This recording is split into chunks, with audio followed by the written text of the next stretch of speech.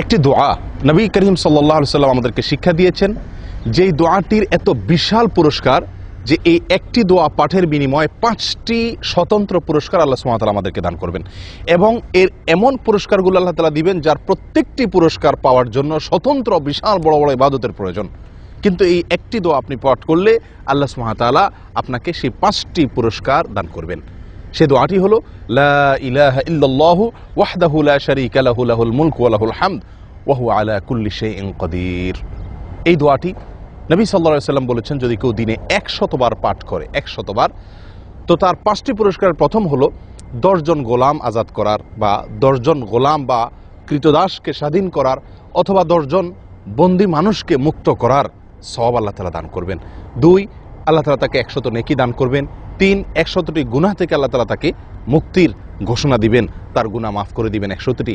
4, ওই দিনের জন্য শয়তানের আক্রমণ থেকে আল্লাহ তাআলা তাকে নিরাপত্তা দান করবেন, তার জন্য সুরক্ষা হয়ে যাবে শয়তান থেকে।